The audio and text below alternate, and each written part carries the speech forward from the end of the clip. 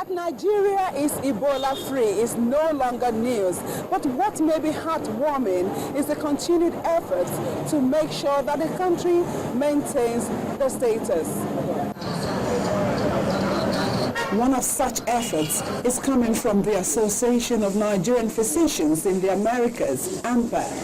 The association came calling at First Consultant Medical Center, Obalende, Lagos, and was received by the Chief Medical Director of the hospital, Dr. Benjamin Ohieri. The visit to the hospital is significant. At this media briefing, AMPA's president, Dr. Nkem Chukwumerije, states his mission. So today we've come, to say thank you for what you've done.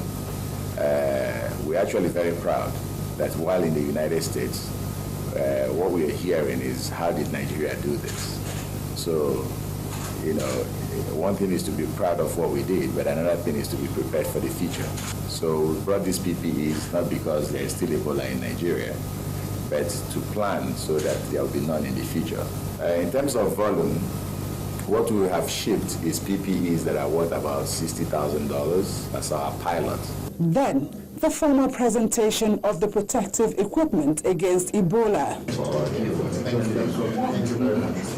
Aside from First Consultant and the Lagos State government, some other public and private hospitals will also be partakers. They have sent to us, to the nation, for us to distribute nationwide the PPEs, the symbolic elements that will be used by first responders, the doctors, the nurses, and so on.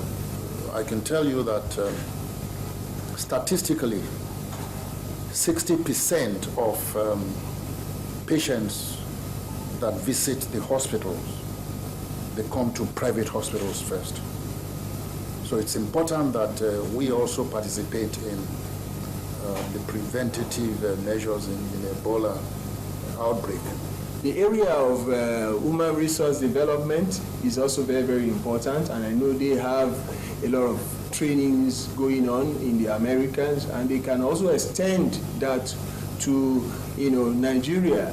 For a hospital that suffered different kinds of losses owing to its involvement in the Ebola virus containment in Nigeria, the management of First Consultant Medical Center says the hospital is coming out stronger. It, however, needs more support in the area of destigmatization and others. Particularly the recognition of those who passed and the recognition of those who survived but are still emotionally traumatized. This support is expected from everyone. Yomi Otaibe reporting for Channels Television News.